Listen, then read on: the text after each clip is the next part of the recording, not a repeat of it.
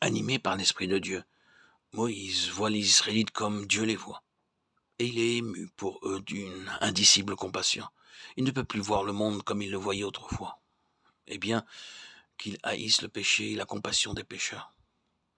Dieu exauça Moïse en ce sens qu'Israël ne fut pas rejeté, mais le peuple dut souffrir par la suite des inévitables conséquences de son péché. Dès lors, une communion plus intime s'établit entre Dieu et son serviteur. Moïse n'attend plus d'être appelé, il a libre accès en la présence même du Tout-Puissant. Pour ces rencontres, une tente a été dressée en dehors du camp. C'est là qu'il va pour rencontrer Dieu. Lorsque Moïse s'y rendait, tout le peuple se tenait debout à l'entrée des tentes, et lorsqu'il y pénétrait, la colonne de nuée descendait à l'entrée. Alors tout le peuple se prosternait. Exode 33, 8, 11. Avec mon serviteur Moïse, je parle bouche à bouche de façon manifeste, et non en énigme. Et il contemple l'image de l'Éternel. Nombre 12, 7, 8. Les rencontres de Dieu et de Moïse furent nombreuses.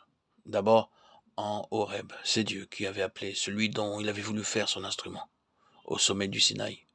Dieu lui révèle sa sainteté et donne la loi. Puis, il montre à Moïse le dessin du tabernacle et des objets du culte, ce tabernacle où il demeurera parmi les enfants d'Israël. De son côté, Moïse cherchait l'Éternel pour le consulter au sujet du peuple. Mais nous avons aussi le récit d'une entrevue plus intime, entrevue qui eut lieu après cet acte d'abdication totale dont Moïse en fut l'auteur. Je te connais par ton nom et tu as trouvé grâce à mes yeux, avait dit Dieu à son serviteur. Maintenant donc, dit Moïse, si j'ai trouvé grâce à tes yeux, fais-moi connaître tes voies afin que je te connaisse. Exode 32, 33, 12, 13. Ici Dieu lui-même est au centre de la recherche de Moïse. Ma face ira avec toi, répond l'Éternel. Alors le prophète s'enhardit à dire, je t'en prie, fais-moi voir ta gloire. Quelques paroles prononcées par le Seigneur Jésus et qui révèlent les pensées du cœur de Dieu, à l'endroit des rachetés, nous aident à saisir ici l'attitude de Moïse. Je leur ai donné la gloire que tu m'as donnée, afin qu'ils soient un, comme nous sommes un. Père, mon désir est que là où je suis, ceux que tu m'as donnés, ils soient aussi avec moi, afin qu'ils contemplent la gloire que tu m'as donnée. Jean 17, 22, 24.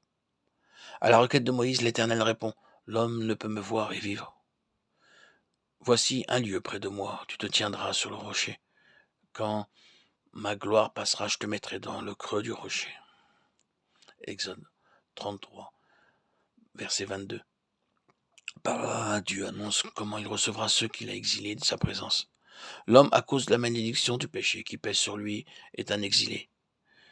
Mais caché dans l'infractuosité du rocher, les rachetés pourront contempler la gloire de Dieu en Jésus. Hébreux 1, 1, 3. L'infractuosité du rocher était une image du côté percé de celui qui,